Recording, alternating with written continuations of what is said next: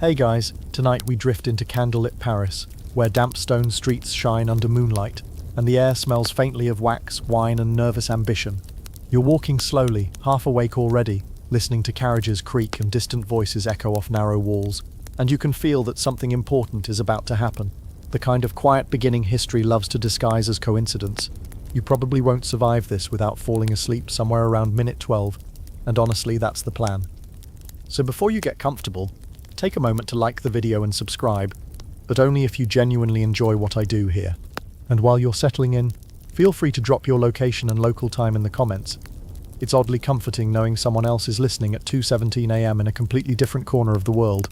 Now, dim the lights, maybe turn on a fan for that soft background hum, and let's ease into tonight's journey together. You are in Paris in the mid-1790s, a city still catching its breath after the French Revolution. The guillotine has quieted, at least for now, but its shadow lingers in every conversation. You walk past buildings where windows once shook with shouting crowds, and you sense that everyone is watching everyone else, just in case the political wind changes again. This is not the romantic Paris of postcards and accordion music. This is a tired, restless Paris, trying to remember how to live normally. And yet somehow, this is exactly where one of history's most famous love stories begins. You don't know it yet, but two people are circling the same social spaces like planets slowly pulled together by gravity. One is Marie-Joseph Rose Tachère de la Pagerie, though almost no one calls her that anymore. She's Joséphine, a name she wears lightly, like a silk shawl. The other is Napoleon Bonaparte, a young Corsican officer with an intense stare, a quick temper, and absolutely zero chill. Historians still argue whether their relationship was written by fate or stitched together by mutual need in a chaotic time. But standing here, it feels inevitable in the way quiet things often do. As you wander, you pass a modest townhouse where laughter spills softly into the street. Inside there's a gathering, one of many salons that have returned now that terror has eased. These salons are lifelines, places to trade news, flirt carefully, and remind yourself you're still human. Joséphine moves through rooms like this with practiced grace. It's a mainstream historical fact that she survives the revolution by sheer adaptability. Her first husband is executed, and she herself is imprisoned, narrowly escaping the same fate when Robespierre falls. You can almost feel that survival instinct humming beneath her calm smile, like a cat always aware of the nearest exit. You pause near a window and imagine her inside, laughing softly, her Creole accent still faintly colouring her French. A quirky tidbit drifts in with the night air. She's rumoured to dislike bathing, preferring heavy perfumes instead. A detail that sounds alarming now, but was surprisingly common then. You chuckle quietly, because history is glamorous right up until you remember indoor plumbing isn't really a thing yet. Joke 1, gentle and clean, slips by like a yawn. Across the city, Napoleon is awake too. You sense him in a sparsely furnished room, pacing, papers scattered, boots worn thin from long marches. He's not famous yet, not really. He's recently distinguished himself by suppressing a royalist uprising, using cannon fire in the streets of Paris, an event later summarized as a whiff of grape shot. That's your mainstream fact for the night, and it's one of those phrases that sounds poetic until you remember it involves artillery. PG-13, but barely. You imagine him stopping at a mirror, scowling at his reflection, already convinced the world owes him something. Joke 2 floats in. If overthinking burned calories, Napoleon would already be an emperor. As you drift between these two lives, you feel the city itself nudging them together. Friends mention names, invitations overlap. Someone suggests an introduction, perhaps without realizing they're rearranging history. Historians still argue whether Joséphine saw Napoleon as a stepping stone or a genuine romantic interest at first, and whether Napoleon fell in love with her or with the idea of being loved. From where you stand, the distinction feels blurry, like streetlights reflected in wet cobblestones. You step into a carriage now, metaphorically speaking, letting its gentle rocking slow your breathing. The night air cools, and Paris grows quieter. Somewhere nearby, Joséphine is returning home, carefully managing debts, friendships, and reputation. She's known for her charm, but also for her financial chaos, a fringe detail often mentioned with affectionate exasperation by her contemporaries. Bills pile up like unopened mail, and you smile sleepily at the idea that even future empresses ignore their budget spreadsheets. Napoleon, meanwhile, writes lists, plans, drafts of letters not yet sent. He is younger than Joséphine by 6 years, and acutely aware of it. He worries about his status, his accent, his place in Parisian society, Historians still argue whether this insecurity fuels his later dominance or merely sharpens it. You imagine him sighing, sitting down at last, exhaustion catching up. Joke 3 slips in softly. Even conquerors need a nap, though he'd probably call it strategic rest. The city settles. Lamps dim, footsteps fade. You feel yourself slowing too, heartbeat matching the rhythm of distant hooves. Nothing dramatic has happened yet. No declarations, no letters, no promises. But the air is thick with possibility. This is the calm before the emotional storm, the quiet inhale before a life-altering exhale. And as you stand here, half in history and half in sleep, you sense that love doesn't always announce itself with trumpets. Sometimes it begins as a shared room, a mutual acquaintance, a moment where two tired people realize they might be less tired together.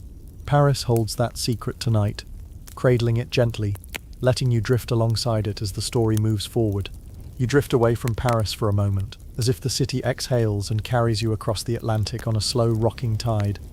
The air grows warmer, thicker, sweet with sugarcane and damp earth, and you find yourself on the island of Martinique, long before empires and coronations ever enter the picture. This is where Joséphine begins, not as Joséphine, not as an icon, but as Rose, barefoot and sunlit, wandering plantation paths with no idea how far she'll travel from here. You move through her childhood gently, watching palm leaves sway overhead, while cicadas hum like nature's white noise machine. Rose is born in 1763 to a struggling aristocratic family whose wealth exists mostly on paper and nostalgia. That's your mainstream historical fact for this section. The Tasha family owns land but is constantly short on cash, a theme that honestly never quite leaves her. You imagine her mother worrying over ledgers while young Rose daydreams, already practicing the art of appearing calm when things are very much not. There's a quirky tidbit whispered through the humid air. A local fortune teller supposedly tells Rose that she will one day wear a crown. Historians still argue whether this prophecy was recorded before or after the crown actually happened, which is historian speak, for this may have been added later for dramatic flair. You smile at that, because humans have always loved pretending the ending was obvious all along.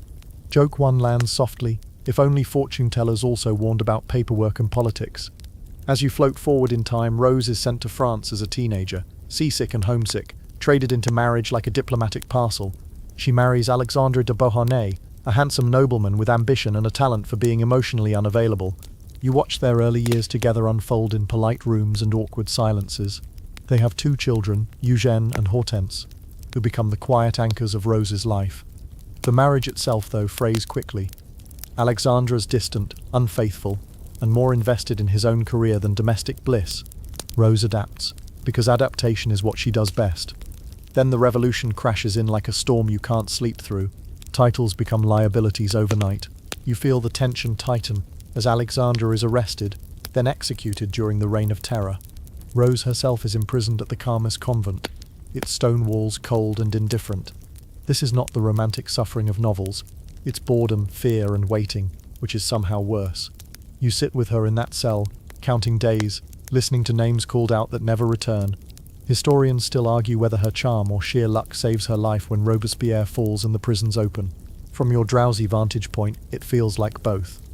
When she steps back into freedom, Paris has changed, and so has Rose. She shortens her name to Joséphine, reinventing herself with the subtlety of someone who knows survival sometimes requires rebranding. Joke 2 slips in. It's the 18th century equivalent of deleting your old photos and starting a new profile. She leans into elegance, into softness, into being someone people want around. Salons welcome her, partly for her grace, partly because she makes others feel important. That's a skill you can almost hear in her voice when she laughs. You notice her finances, though. They're still a mess. Debts trail her like a lace train, beautiful but hazardous. A fringe detail often mentioned is that she pawns jewelry only to buy it back later, a cycle that would give any modern accountant night sweats. You chuckle quietly, Joke 3, because even future empresses have a toxic relationship with money. As Paris settles into the Directory period, Joséphine becomes a social bridge between worlds. Old aristocracy, new power, artists, soldiers. She listens more than she speaks, a habit that serves her well. Historians still argue whether her influence comes from political instinct or emotional intelligence. But as you drift beside her, the difference feels academic. She reads rooms the way sailors read the sea, adjusting sails before storms fully form. You pause in one of those salons again, candlelight flickering, conversations low and careful. Joséphine is no longer desperate, but she is aware that security is fragile. She has children to protect, a reputation to maintain, and a future that still feels uncertain. You sense her openness to possibility, not because she's scheming, but because she understands how quickly life can change. The memory of prison never fully leaves her. It hums beneath her calm, a reminder to keep moving. Outside, Paris breathes differently now. Less terror, more ambition. Military men circulate through drawing rooms, their uniforms promising order after chaos. You feel Josephine's curiosity stir. Not romantic yet, but practical. She notices power when it enters a room, the way you might notice a draft when a door opens. Somewhere in this web of conversations and glances, Napoleon is drawing closer, though neither of them quite knows it yet. As the night deepens, Martinique feels far away, but its warmth lingers in her gestures, her resilience, her softness edged with steel. You slow your breathing, letting her journey settle into you. She has crossed oceans, outlived a revolution, buried a husband, and reinvented herself, without ever fully hardening. And as sleep nudges closer, you sense that all of this, the island, the prison, the salons, is quietly preparing her for the moment when her path finally, unmistakably collides with Napoleon's. You drift back across the sea again, this time toward a rocky island where the wind is sharper and the light feels more severe. Corsica rises beneath you, all jagged hills and stubborn olive trees, and you can almost hear the waves arguing with the shore. This is where Napoleon Bonaparte begins, and the atmosphere already feels different, less perfume, more gunpowder, fewer saloons, more scowling at the horizon. You find him as a boy first, thin, intense, always slightly apart from the other children. Born in 1769, just after France takes control of Corsica, Napoleon grows up feeling both French and not French at all. That's your mainstream historical fact sliding in quietly. His accent marks him as an outsider for years, something he never quite forgives. You imagine him clenching his jaw every time someone mocks his pronunciation, storing each slight away like kindling. His family is noble in name but modest in means, which means expectations are high and resources are low, a combination that produces either poets or conquerors. Napoleon is sent to mainland France for military schooling, where you trail behind him through echoing corridors that smell of ink and damp wool. He's brilliant at math, terrible at making friends. Historians still argue whether his isolation fuels his later ambition or merely sharpens an ambition that was already there. But you can feel the loneliness pressing in either way. At school, he reads obsessively. Plutarch, Rousseau, anything that smells faintly of destiny. A quirky tidbit floats by. He supposedly writes a short romance as a teenager, dramatic and overwrought, which is both adorable and a little alarming in hindsight. Joke one drifts in. Even future emperors go through a cringe phase, thankfully without social media to preserve it. You follow him into the army proper, where the revolution explodes around him like a badly controlled experiment. Napoleon embraces it, not out of pure ideology, but because it rewards talent over lineage. He rises fast, especially in artillery, a branch that values precision and planning. That earlier whiff of grape shot in Paris isn't just a violent episode, it's a turning point. The directory notices him. Power starts returning his emails, metaphorically speaking. And yet, despite success, he's restless. You sit with him in bare rooms again, maps spread out, candles burning low. He writes constantly, sometimes to family, sometimes to no one in particular. There's a hunger in him that isn't just about conquest. He wants recognition, belonging, and, though he might never admit it out loud, affection. Historians still argue whether Napoleon's emotional intensity is strategic or genuine. But watching him pace, it feels deeply personal. You sense his impatience with Parisian society, the gossip, the elegance, the coded conversations. He's not good at subtlety. Joke too slides in gently. If emotional nuance were an exam, Napoleon would flip the desk and redesign the curriculum. He wants admiration. Yes, but also reassurance that he matters beyond his utility. As his career advances, so does his awareness of status. He knows alliances matter, and not just military ones. He notices how influence flows through salons, how certain women seem to shape conversations and connections effortlessly. Somewhere in that observation, Josephine's name begins to appear, not yet glowing, not yet romantic, but intriguing. She represents something he lacks: ease, social fluency, a kind of soft power that doesn't require shouting. A fringe detail murmurs through the scene. Napoleon is famously superstitious, carrying lucky charms and consulting omens even as he champions reason and order. You smile at the contradiction, because it makes him feel human, not just monumental. Joke 3 lands quietly. Nothing says man of destiny like arguing with fate while secretly hoping it's on your side. You walk with him along Paris streets now, the same ones Joséphine walks, though they don't cross yet. He feels small here despite his rank, keenly aware of every glance. Historians still argue whether his attraction to Joséphine later is fueled by love, ambition, or maternal longing, a theory that always sounds awkward out loud. From your drifting, half-asleep perspective, it seems simpler. He wants someone who sees him as more than a soldier. The night deepens again. Corsica fades. The schools, the battlefields, the restless rooms all blur together into a single forward motion. Napoleon is on the cusp of something career, love, legend, and he knows it. That awareness keeps him awake long after others sleep. You feel his energy humming, a low frequency that hasn't yet found its match. And as you settle further into stillness, you sense that all this intensity, all this coiled ambition, is about to meet Josephine's warmth and adaptability. Two survival strategies, entirely different, quietly aligning. Paris waits, patient as ever, ready to host the moment when these two currents finally collide. You drift back into Paris again, and this time the city feels smaller, more intimate, like it's holding its breath. The streets are familiar now, the same damp stones, the same flickering lamps, but tonight there's a sense of convergence, as if invisible threads are being gently pulled together. You can almost hear them tightening, drawing two lives into the same room at the same hour. You arrive at a social gathering that feels half polite, half strategic. Chairs are arranged carefully, wine poured sparingly, laughter measured just enough to seem natural. This is how introductions happen now, not with grand announcements, but with casual gestures and murmured names. Joséphine stands near a window, one gloved hand resting lightly on the sill, watching reflections move across the glass. Napoleon enters stiffly, uniform crisp, eyes already scanning, already calculating. And then there it is. The moment that history compresses into a sentence, but that you feel stretching out like a slow inhale. A mutual acquaintance brings them together. The mainstream historical fact is simple. They are introduced in late 1795, likely through Paul Barras, a powerful figure in the Directory, and conveniently Josephine's lover at the time. Romance is rarely tidy at the beginning. You watch Napoleon bow too deeply, speak too quickly, his Corsican accent thickening when he's nervous. Joséphine smiles, not mockingly, but with curiosity, like someone encountering an unfamiliar instrument and wondering what music it might make.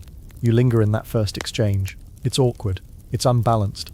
Napoleon is immediately struck by her voice, her ease, the way she seems to soften the room without trying.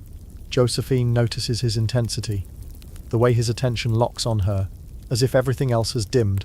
Historians still argue whether she feels attraction right away, or simply recognizes opportunity. But you sense something subtler. She feels seen in a way that isn't threatening. That matters more than romance, at least at first. A quirky tidbit floats in like a half-heard whisper. Napoleon later claims this meeting leaves him sleepless, pacing all night, already composing letters in his head. You smile drowsily, joke one, because some people fall in love slowly, and others fall like they've missed a step on the stairs. He is very much the second type. You follow them through the rest of the evening. Napoleon talks too much about battles. Joséphine steers conversations gently elsewhere. She laughs at the right moments, touches his arm briefly, then withdraws. It's a masterclass in social rhythm. Napoleon, by contrast, is all urgency. He wants clarity, commitment, definition. Historians still argue whether this imbalance defines their entire relationship, but standing here it feels like the spark itself. After the gathering, you drift with Napoleon into the night. He walks faster than necessary, heart racing, replaying every word. He writes to her soon after, effusive, intense, unmistakable. That's a documented fact, though the exact phrasing varies. You imagine ink scratching paper, candle wobbling as his hand moves too quickly. Joke too slips in gently. If enthusiasm could be weaponized, this letter alone could conquer a small province. Joséphine receives the attention with measured calm. You sit beside her as she reads, lips curving slightly. She doesn't respond immediately. She has learned the power of pause. There's a fringe detail that she reportedly finds his letters overwhelming at first, though she keeps them all. You smile at that. Keeping letters you're not sure about yet feels deeply human. As days pass, you feel the pull strengthen. They meet again, then again. Napoleon's admiration turns openly romantic. Joséphine's affection grows more slowly, braided with practicality and curiosity. Historians still argue whether she ever loves him as fiercely as he loves her, but from your gentle vantage point, you see something else forming. a partnership shaped by mutual need and complementary strength. You notice how Paris reacts to them. Whispers trail them through rooms. Some find the match odd. She older, widowed, socially adept. He younger, intense, climbing fast. Joke 3 drifts in softly. Paris loves a mismatched couple almost as much as it loves gossip. And this one delivers both. The city lights blur as the night deepens. You feel yourself sinking further into the rhythm of their meetings, glances held a second longer, conversations drifting closer to confession. Nothing has been promised yet, but the direction is unmistakable. You sense Napoleon's resolve hardening into certainty. You sense Josephine's caution slowly relaxing. And as you stand in that in-between space where attraction hasn't yet become commitment, you realize this is often where history turns. Not in declarations or battles, but in quiet rooms, measured smiles, and the subtle decision to say yes to another meeting. Paris exhales, satisfied as their paths finally undeniably align. You barely notice the shift from courtship to commitment, because it happens the way exhaustion often does suddenly, and then all at once. Paris feels faster now, conversations sharper, time compressed. Napoleon is no longer circling, he's charging straight ahead, and Joséphine finds herself being swept along by a current that doesn't pause to ask permission. You move with them through hurried meetings and increasingly bold declarations. Napoleon's letters arrive in stacks, some written in the same day, each more urgent than the last. That's a mainstream historical fact that's hard to ignore. His correspondence during this period is famously intense, filled with longing, jealousy and dramatic flourishes that feel almost modern in their emotional volume. You smile sleepily, joke 1, because if he had access to voice notes, history might be very different. Joséphine reads these letters carefully. You sit beside her again, watching her weigh each word. She's fond of him now, genuinely so, but she's also cautious. She has survived a revolution, a prison cell, and widowhood. She knows how quickly circumstances can turn. Historians still argue whether she accepts Napoleon's proposal out of love, necessity, or a blend of both, but from here, the decision feels less like calculation and more like surrender to momentum. The wedding itself arrives almost without warning. It takes place on March 9th, 1796, just days before Napoleon is set to leave Paris to command the army of Italy. That's your solid historical anchor for this section. You stand in the room as a handful of witnesses gather. No grand cathedral, no endless procession. The atmosphere is intimate, slightly chaotic, like everyone knows this is important but hasn't had time to fully process it. There's a quirky detail that historians love to point out. Joséphine lies about her age, shaving off 4 years, while Napoleon adds 2 to his, narrowing the gap on paper. You chuckle quietly, joke 2, because even in revolutionary France, people are still fibbing on official forms. Some things truly never change. You watch them exchange vows that feel both sincere and rushed. Napoleon is vibrating with anticipation, already half gone in his mind, half focused on the battles awaiting him.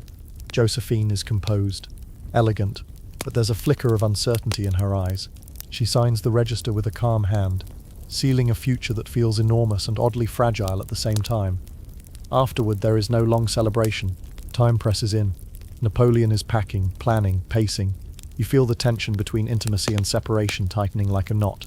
Historians still argue whether the haste of the marriage deepens their bond or plants the seeds of future strain.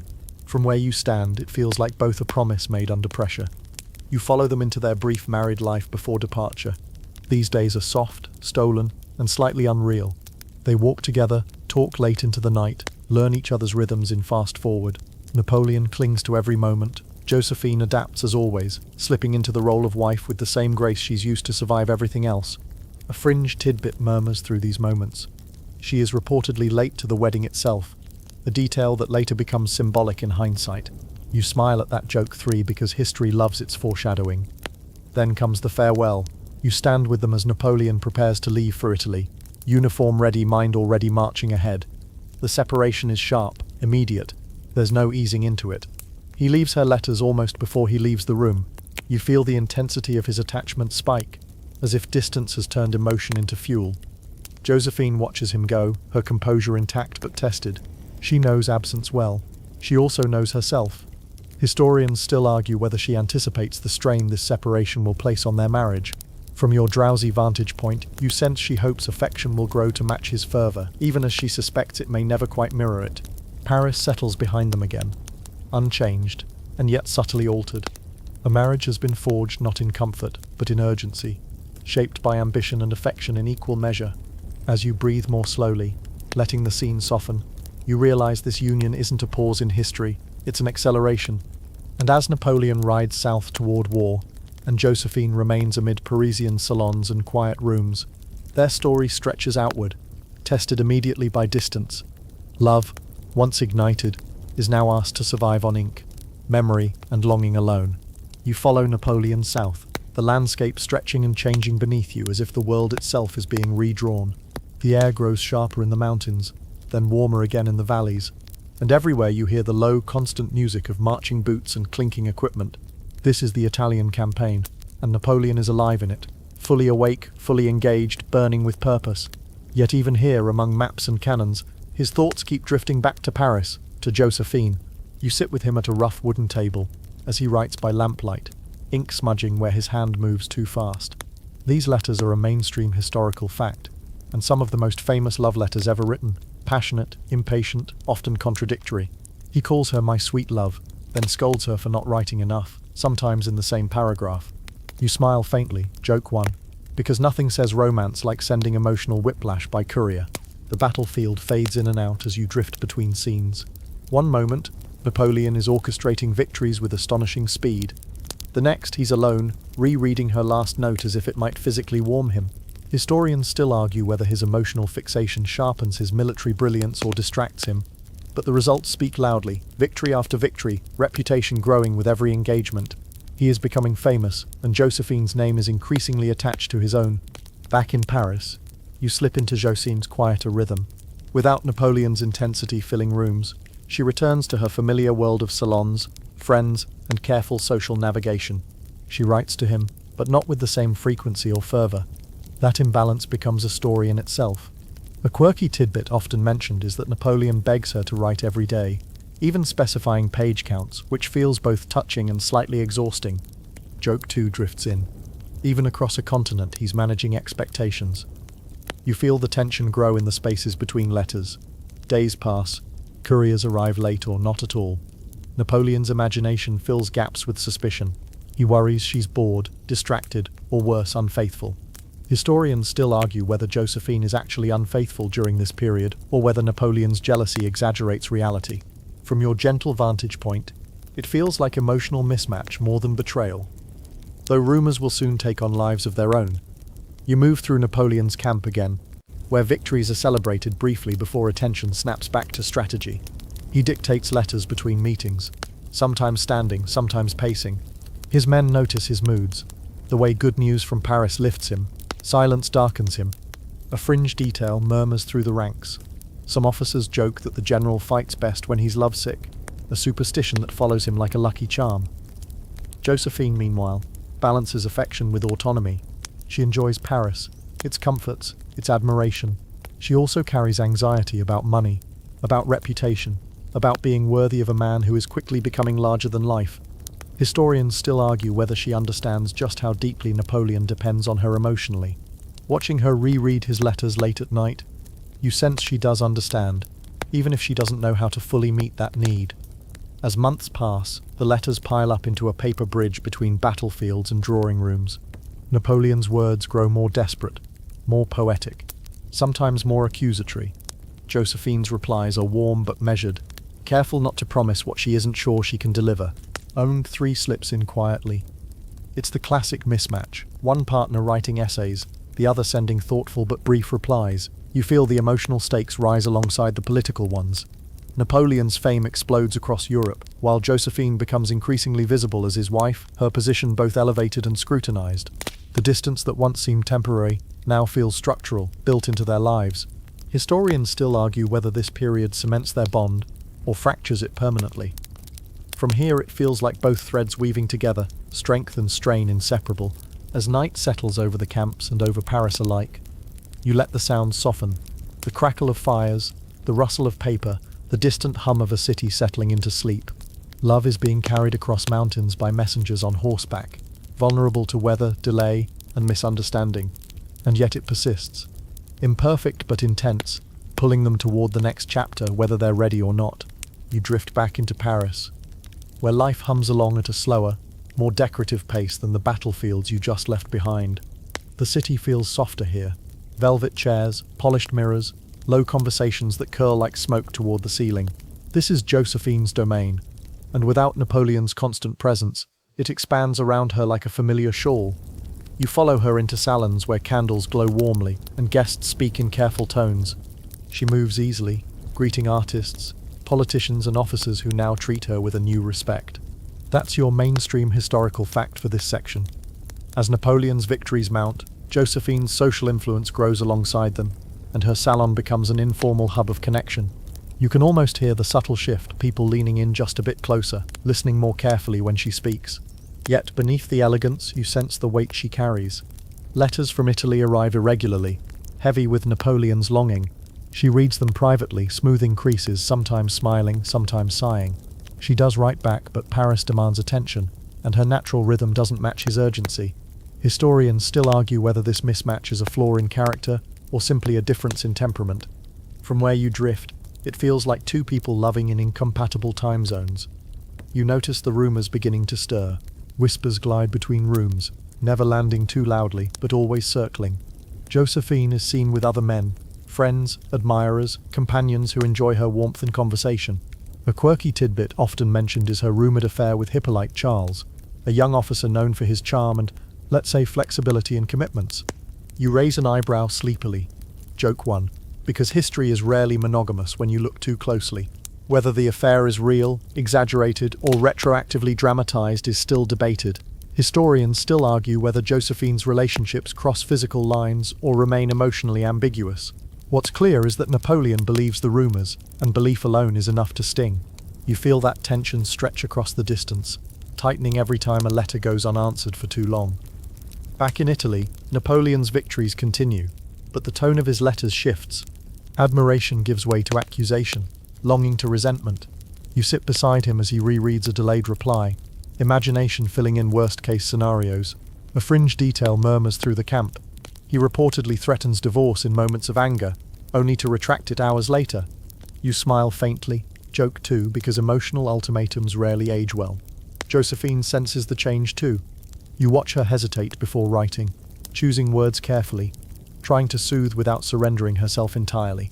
She knows how easily affection can turn into control. Historians still argue whether she resists Napoleon out of self-preservation or emotional distance, but standing here you feel her balancing instinctively the way she always has. Paris itself seems complicit, offering distraction and affirmation in equal measure. Applause, compliments, invitations. These things cushion her from loneliness, but also pull her further from Napoleon's orbit. You feel her guilt flicker now and then, especially when she reads his most vulnerable lines. She is touched, even moved, but also overwhelmed. Joke 3 drifts in softly. It's the classic long-distance problem, except instead of time zones there are entire wars in the way. As months pass, the gap between perception and reality widens. Napoleon imagines betrayal. Joséphine feels misunderstood. Historians still argue whether this period marks the true fracture point in their marriage, or merely exposes cracks that were always there. From your half-asleep vantage point, it feels like a slow erosion rather than a sudden break. The city quiets as night deepens, salons empty, candles gutter out. Joséphine returns home alone, setting Napoleon's letters aside for the night. Somewhere far away, Napoleon does the same, folding his frustrations into silence. Love remains, but it's strained now, stretched thin across expectations, neither fully knows how to meet. And as you breathe more slowly, you sense that this imbalance, powerful, intimate, unresolved, is about to follow them into the next far grander chapter of their lives, where personal longing and public destiny collide. You feel the shift before anyone names it, like pressure building behind your ears. Power is accumulating now, thickening the air around Napoleon and Joséphine alike. What began as affection has hardened into expectation, and expectation, you know, is where love starts to strain. Napoleon returns to Paris, not as a hopeful general, but as a national hero. You walk with him through streets that suddenly seem narrower, crowded with admiration. People stare, whisper, point. That's your mainstream historical fact grounding this moment. By the late 1790s, Napoleon is one of the most famous men in France, his victories turning him into a symbol of stability after chaos. You sense his posture change, straighter, heavier, burdened by the knowledge that history is watching. At home, the reunion is charged. You sit quietly in the corner as they face each other again, affection tangled with resentment. Napoleon wants reassurance, explanations, devotion. Joséphine wants warmth without interrogation. Historians still argue whether Napoleon's jealousy stems from real betrayal or from insecurity amplified by power. Watching him speak, voice tight, you feel how control has begun to masquerade as care. Joséphine listens, composed but weary. She has always survived by adapting, but this feels different. Napoleon's love is no longer just intense, it's possessive. A quirky tidbit surfaces here. He reportedly demands to know where she goes, who she sees, even when she writes. You blink sleepily. Joke 1. Because nothing kills romance faster than turning it into a surveillance operation. Their arguments don't explode, they simmer. Quiet accusations, sharp silences, apologies that arrive too late. You feel how power changes the texture of love. Napoleon expects loyalty the way he expects obedience from troops. Joséphine resists subtly, preserving pockets of independence. Historians still argue whether she fears him, or simply refuses to be absorbed by him entirely. Outside, politics churn. Napoleon maneuvers himself closer to authority, aligning with key figures, positioning himself as indispensable. Joséphine, meanwhile, acts as a social lubricant, smoothing tensions, making connections, ensuring he's welcome where force alone wouldn't suffice. That partnership is real, even if it's strained. You watch her workrooms with practiced ease, translating his blunt ambition into palatable charm. A fringe detail drifts by. Joséphine is known for her extravagant spending during this period, decorating homes and gardens lavishly. Napoleon scolds her for it relentlessly. You smile, joke too, because every argument about money sounds the same across centuries, just with different currencies. The jealousy doesn't fade, it evolves. Napoleon's letters become less pleading, more commanding. He wants to be needed, not just loved. Historians still argue whether his emotional volatility reflects genuine passion or a deep fear of abandonment rooted in childhood. From your calm vantage point, it feels like both, knotted together too tightly to separate. Joséphine grows quieter. You notice her choosing silence where she once chose reassurance. She still cares for him, but the cost of soothing his storms is rising. She leans into routine, into beauty, into creating spaces that feel calm. Gardens, fabrics, music, these become her refuge. You sense her preparing, unconsciously, for the possibility that love alone may not be enough. Joke 3 drifts in softly. When one partner wants a throne and the other wants peace, compromise gets complicated. As nights pass, you feel the rhythm of their marriage changing. The spark remains, but it flickers unpredictably, bright one moment, dim the next. Power has entered the relationship fully now, reshaping it whether they want it to or not. Napoleon is no longer just a man in love. He is a man who expects the world and his wife to align with his destiny.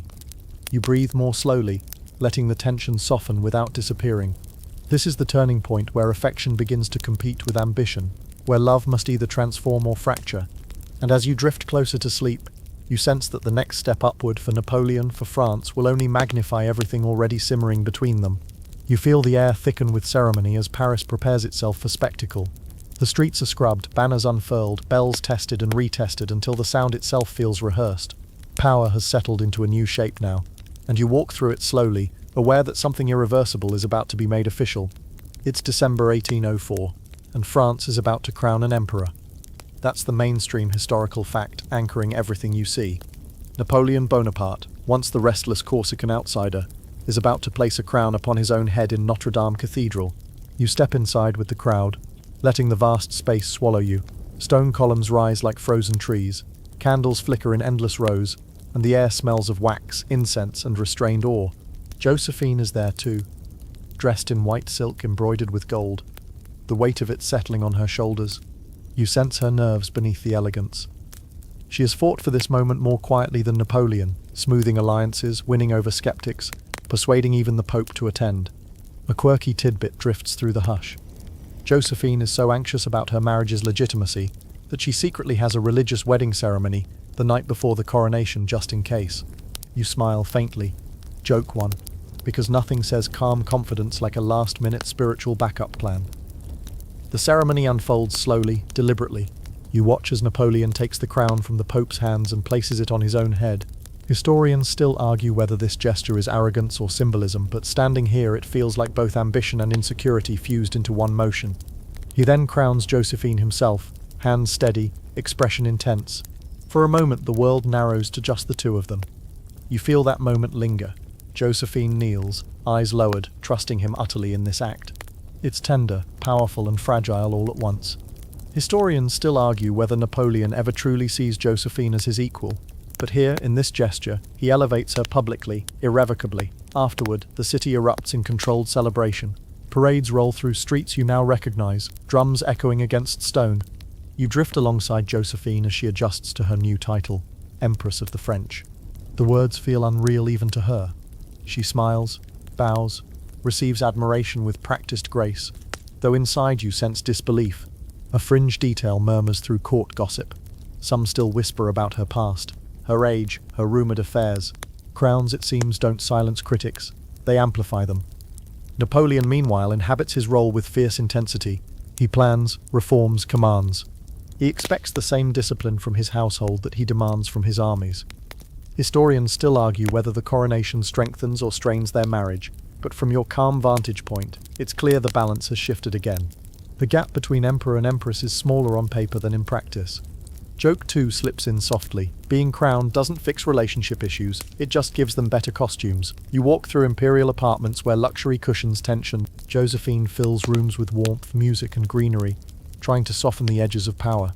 Napoleon moves briskly, already thinking ahead. Their conversations are polite now, measured. Affection hasn't vanished, but it's being managed, scheduled, compartmentalized. At night, when the palace quiets, you sit with Joséphine as she removes jewels, one by one, setting them aside like borrowed things. She understands the precariousness of her position. Historians still argue whether she senses what's coming, that her inability to produce an heir will soon overshadow everything else. For now, though, she allows herself a moment of pride.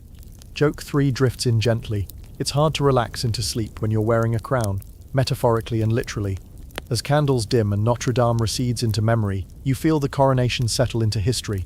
Love has been elevated alongside power, placed under a brighter, harsher light, and as you breathe more slowly, you sense that this moment, magnificent and uneasy, marks the peak before a long, quiet descent.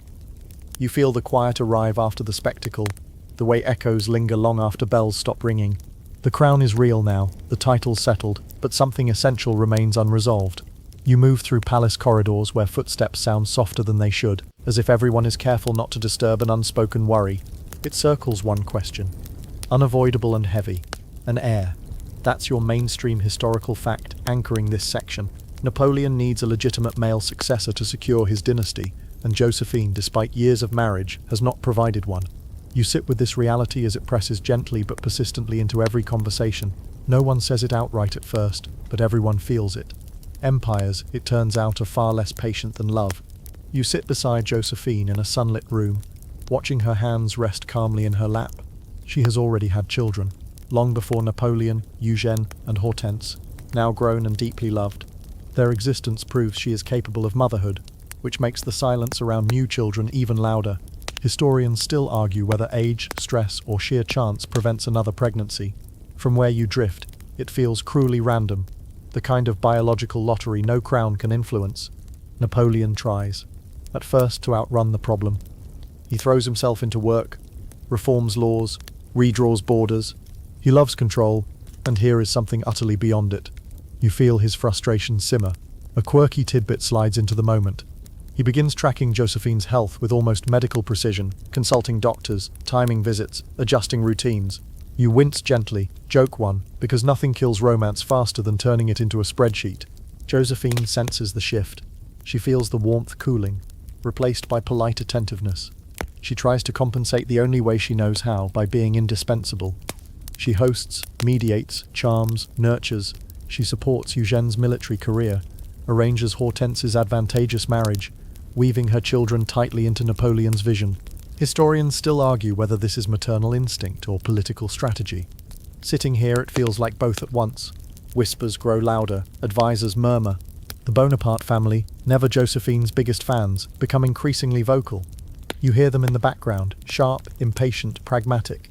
A fringe detail floats by. Napoleon's sisters reportedly mock Joséphine openly, never quite hiding their disdain. You sigh softly, Joke 2, because sibling drama truly transcends centuries. Napoleon begins to test reality. He takes mistresses, partly from entitlement, partly from desperation. When one produces a child, the truth lands with quiet finality. The problem is not him, You feel the moment settle like dust after a collapse. Historians still argue whether this realization seals Josephine's fate instantly, or whether Napoleon struggles longer than he admits. Watching him stand silently with that knowledge, you sense how torn he is. Joséphine knows too. You watch her absorb it with a grace that borders on heartbreaking. She doesn't rage or plead. She understands the rules of power better than most. Still, at night when the palace sleeps, she walks alone through her gardens, touching leaves, grounding herself in living things that grow without demanding lineage. Joke 3 drifts in softly. Plants, at least, never ask about succession plans. The marriage shifts again, this time toward inevitability. Affection remains, genuine, deep, but it's now shadowed by duty. Historians still argue whether Napoleon loves Joséphine most when he finally lets her go, or whether love is simply overruled by ambition. From your calm vantage point, it feels less like betrayal and more like surrender to forces neither of them can bend. You slow your breathing as the weight of it settles. The crown, the empire, the future. All of it now presses against a single fragile truth. Love can shape history, but it cannot always outvote it. And as you drift closer to sleep, you sense that the most painful decision of their lives is no longer a possibility. It's approaching, quietly, inexorably. You feel the air grow unusually still, the kind of quiet that settles in just before a difficult conversation finally happens. The palace seems to know what's coming. Footsteps are careful, voices hushed, as if everyone is tiptoeing around a truth that can no longer be postponed. This is not the sound of anger or scandal, it's the sound of inevitability. Napoleon and Joséphine sit together more often now, not in passion, but in reflection. You remain close, sensing how both of them are exhausted in the same way, worn down by years of loving under pressure. The mainstream historical fact that anchors this moment is simple and devastating. In 1809, Napoleon decides he must divorce Joséphine in order to secure an heir and stabilize the empire. The decision is framed as political necessity, but you can feel how deeply personal it still is. The conversation itself is gentle. That's what surprises you. There's no shouting, no theatrical rupture. Napoleon explains his reasoning with careful restraint, voice steady but eyes betraying strain. Joséphine listens, hands folded, breathing measured. Historians still argue whether Napoleon makes this decision with cold calculation or genuine heartbreak. Sitting here, you sense both. Duty speaking through a man who would rather not choose at all. A quirky tidbit slips into the moment. When the decision is announced privately, Joséphine reportedly faints. Some historians believe it's genuine shock. Others suspect exhaustion or even symbolism. I'll smile faintly, joke 1, because sometimes the body delivers the reaction words can't. The official proceedings are slow and ceremonial, almost tender in their formality. You attend the family council where Joséphine herself speaks first, agreeing to the divorce for the good of France. Her voice trembles only slightly. This is documented, and it's one of the most remarkable moments of her life. Historians still argue whether her composure is courage or resignation, but watching her, you feel how much strength it takes to step aside without bitterness. Napoleon responds, praising her loyalty, her kindness, her role in his rise. His words are sincere, and that sincerity makes everything hurt more. A fringe detail floats through the chamber. Several members of the Bonaparte family weep openly, despite having pushed for this outcome for years. You sigh softly, joke 2, because humans are surprisingly emotional about consequences they helped create. Afterward, there is no dramatic exile. Joséphine retains her title of Empress, her income, her beloved home at Malmaison. Napoleon ensures she is comfortable, respected, protected. Historians still argue whether this generosity is guilt, gratitude, or lingering love. From your calm vantage point, it feels like all three layered together. You walk with Joséphine through Malmaison's gardens as winter edges closer. She moves slowly, touching familiar paths, memorizing details she'll now inhabit alone. She writes to Napoleon still, and he writes back. The tone is changed, softened, stripped of demand. Joke 3 drifts in gently. It's remarkable how polite people become once there's nothing left to negotiate. Napoleon, meanwhile, plunges forward. He must. A new marriage awaits, alliances to secure. But at night, when plans pause, you feel his thoughts drifting backward. Historians still argue whether Joséphine remains the great love of his life after the divorce. Watching him stare into silence, you sense the answer is simpler than debate. Some attachments don't dissolve just because paperwork says they should. The divorce is finalized publicly in January 1810. Paris absorbs it with a mixture of sympathy and calculation. Empires move on. You breathe more slowly now, letting the sadness settle without sharp edges. This is not the end of love. It's the end of a shared future. And as you drift toward rest, you understand something quietly profound. Sometimes the most loving act isn't holding on, but stepping aside so history can continue, even when it costs everything. You feel time loosen its grip a little now, as if the story exhales after holding tension for too long. The empire marches forward, but the emotional pace slows, becoming quieter, more reflective. This is the strange afterlife of a great love, no longer central, no longer binding, but still undeniably present. Napoleon remarries quickly. That's the mainstream historical fact anchoring this section in 1810. He marries Marie Louise of Austria, a political match designed to secure alliances and crucially produce an heir. You don't linger on the wedding itself, it feels ceremonial rather than intimate. Napoleon performs his role efficiently, as if checking off a necessary task. The empire gets what it wants, but something essential is missing. And yet, despite the new marriage, Napoleon keeps writing to Joséphine. You sit beside him as he dictates a letter meant for Malmaison, his tone softened, familiar. He asks about her health, her gardens, her dogs. A quirky tidbit drifts through the moment. He continues to call her "my good Joséphine," a phrase that feels less romantic and more deeply affectionate. You smile gently. Joke one. Because nothing confuses a clean breakup like ongoing emotional check-ins.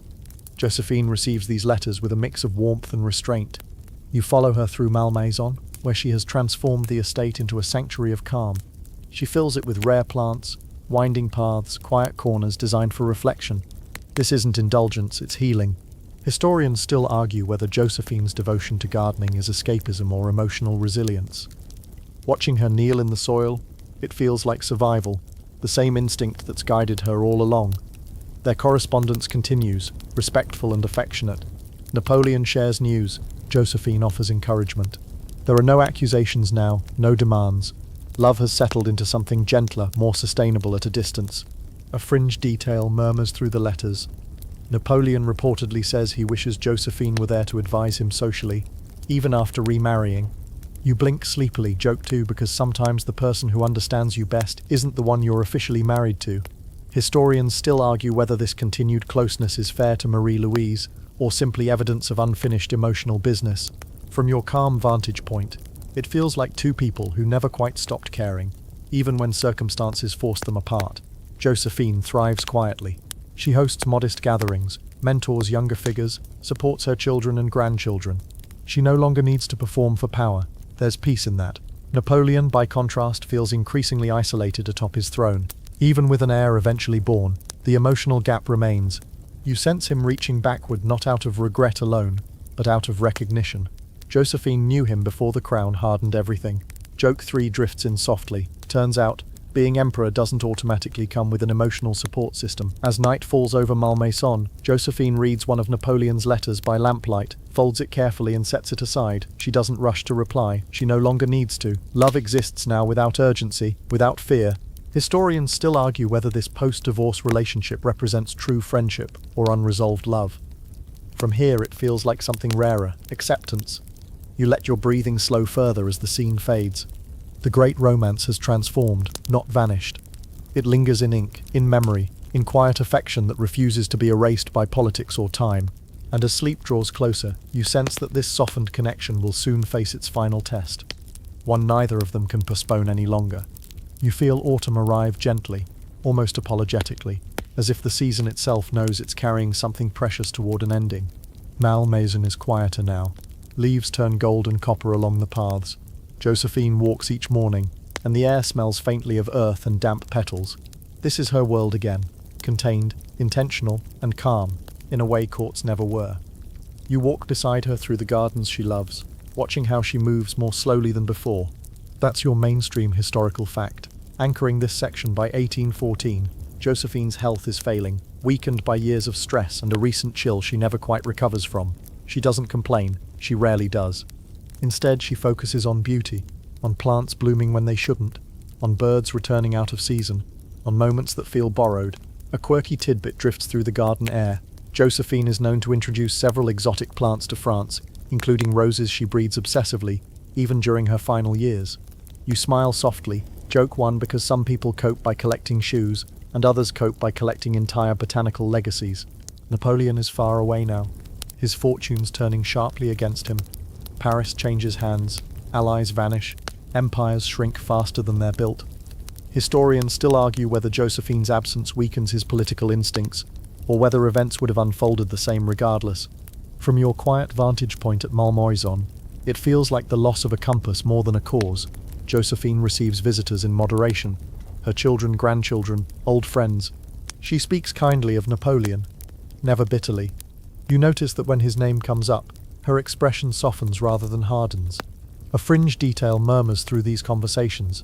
She keeps his letters carefully stored, rereading them in moments of solitude. You nod sleepily, joke too, because emotional recycling is still recycling. Then comes the visit that feels like a closing circle. Tsar Alexander I of Russia comes to Malmaison, drawn by admiration and curiosity. Joséphine receives him warmly, walking with him through the gardens despite the cold.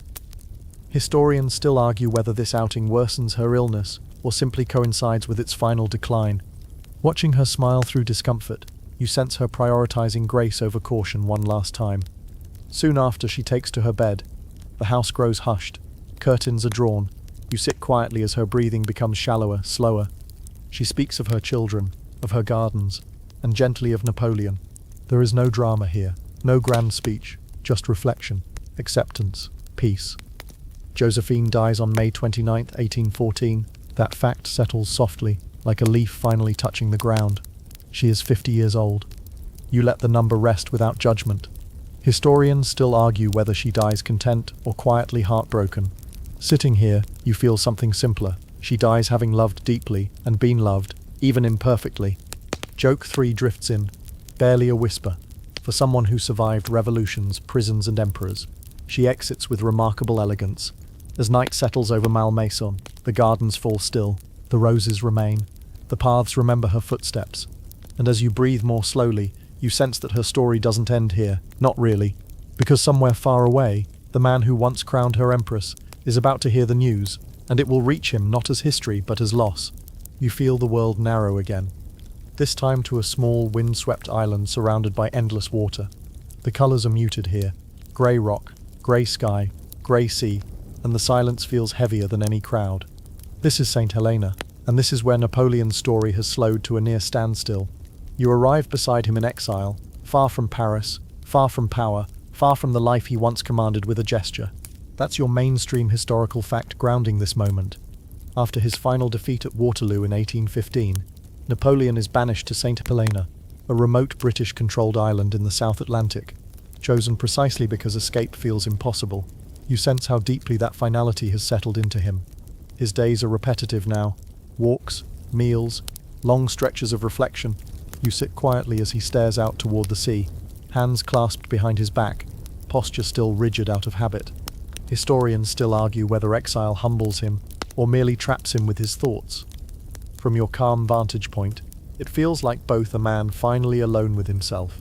News reaches him slowly here, carried by months-late reports and second-hand voices.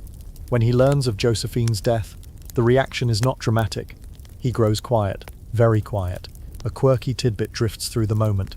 Napoleon reportedly says simply, "She was truly charming," and later refers to her as the one woman I truly loved.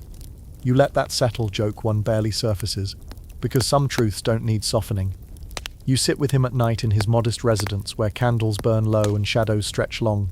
He speaks of her often now, not the empress, not the political partner, but the woman who understood him before history hardened him. Historians still argue whether nostalgia reshapes memory here, smoothing rough edges. Watching him close his eyes, you sense memory doing what it always does, preserving warmth more faithfully than detail. A fringe detail murmurs through these nights. Napoleon keeps a small collection of items tied to his past, including locks of hair and miniature portraits. Among them is one of Joséphine.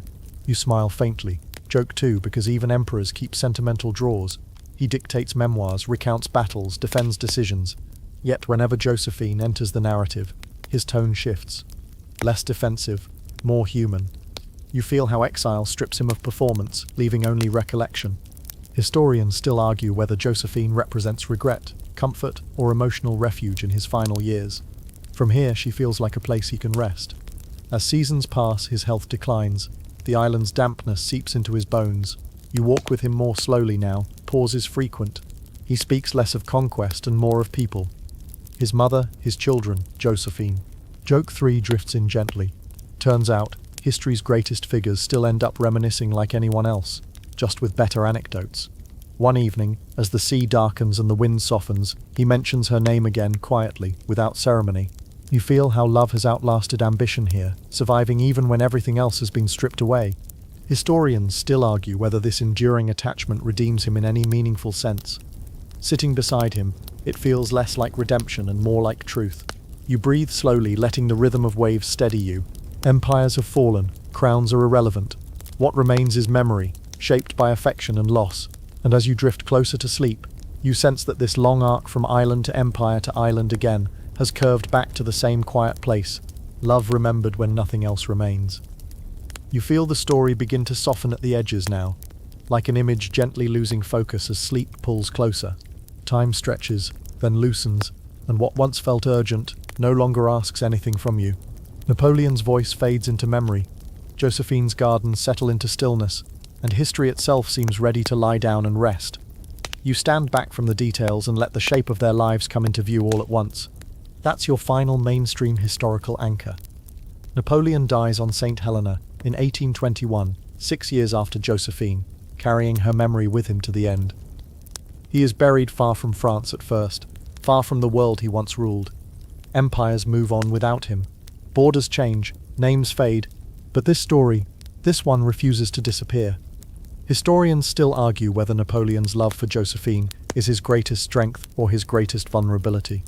From where you are now, hovering between waking and sleep, the debate feels unnecessary. Love doesn't need to be efficient. It doesn't need to be strategically sound. It just needs to be real, and this one undeniably was. You think back to where it began, two restless people in a restless city, each surviving in their own way. Joséphine, adapting with softness and instinct. Napoleon, pushing forward with intensity and will. They don't fix each other. They don't complete each other. Instead, they collide, reshape, and ultimately release one another, changed forever. A quirky detail rises gently to the surface. When Napoleon's remains are eventually returned to France, decades later, Joséphine's descendants are among those who attend the ceremony. You smile, joke one, because even history understands symbolic closure. Their love outlives the marriage, the crown, the empire. It lives in letters still read, in gardens still blooming, in the quiet fascination people feel centuries later. Historians still argue whether Joséphine would have been happier without Napoleon, or whether Napoleon would have been steadier without her. Watching the story settle, you sense the answer is probably no to both. Some loves aren't meant to simplify life, they're meant to deepen it. Joke 2 drifts in softly. If love were rational, we wouldn't still be talking about these two at all. Now the pacing slows even further, sentences lengthen, breaths deepen. You imagine Malmaison at dusk, roses closed for the night, paths empty and peaceful. You imagine St. Helena at sunset, the sea reflecting muted gold, the wind finally gentle, two distant places connected by memory alone. You let your shoulders relax, your jaw unclenches. There's nothing left to resolve. The story has done what it came to do. It rose, it burned brightly, and it softened into something enduring rather than explosive. Historians still argue over motives, blame, and consequence, but none of that matters here, in this quiet space you've made for rest. Joke 3 arrives like a whisper. Turns out, the real legacy wasn't the empire, it was the love story that refused to stay buried. And now, gently, the world grows quieter still. The lights dim in your mind, the footsteps fade, the letters stop rustling. You are safe here, nothing is required of you. The past has finished speaking for the night. You let the final images blur, the crown set down, the garden at rest, the sea breathing steadily in the dark. History releases its hold, and sleep steps in, patient and kind, ready to carry you the rest of the way. Wind down begins. Everything slows now, deliberately, lovingly. Your breathing finds an easy rhythm, in and out, steady and unforced. The story no longer moves forward, it simply settles around you like a blanket that knows exactly how warm you need to be. Napoleon's voice fades into the background, no longer commanding, no longer urgent. Joséphine's laughter lingers for just a moment longer, soft and reassuring, before dissolving into the quiet of her gardens. There are no battles here, no expectations, no decisions waiting for you. You don't need to remember names or dates, you don't need to follow anything anymore. The work of listening is done. All that remains is calm, deep, even, unbroken calm.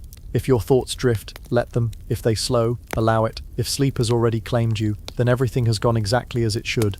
The night holds you gently now, history rests, and you drift effortlessly into sleep.